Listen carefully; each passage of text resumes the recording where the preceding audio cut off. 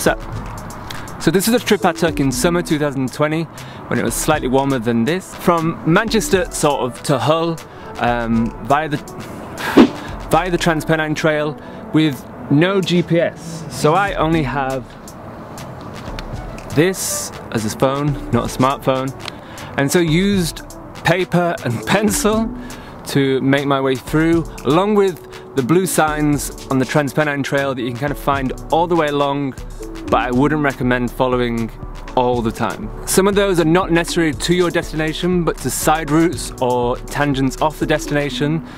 So I think I took a wrong turn to Selby, thinking it would take me to Hull, and because I did that, I probably wasted about an hour going in the wrong direction. Don't follow the signs all the time. At that point, the heat had got to me. I was lacking food, probably lacking water, and yeah, I'd lost my way as well. These flies are getting on my nerves. However, I did make it in just under 8 hours, and what was quite nice was to be able to do it in under 8 hours without the GPS. Even though I got lost, I probably feel like it could have gone a lot worse, so for me, that was a win. I started just out here in Cannondale, which is the first bit of nature you'd probably get when following the trail from Manchester outwards, and as you can see, it's quite nice.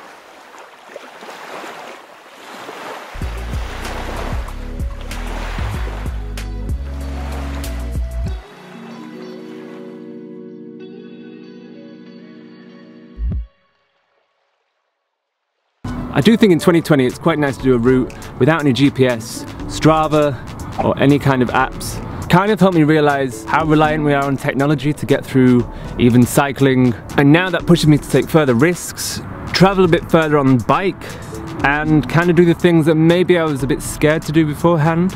Another thing to note is that I took a road bike. And maybe that wasn't the best option, and I probably recommend gravel if you're going to do this trip on your own, but I don't have one of those. Some of the trails are kind of gravelly and go off on tangents down farm lanes and paths that are kind of okay, but not the best for this. My major problem was sort of when I got outside of Hull, where the Transpennine trail kind of... What's difficult is to find a good bike-friendly route because a lot of those roads are A roads or motorways, and there seems to be no nice way of getting into Hull on a bike. Link in the comments if you've done this trip before, especially if you haven't done it with a smartphone or GPS, and I hope you've enjoyed the video. See you in the next one.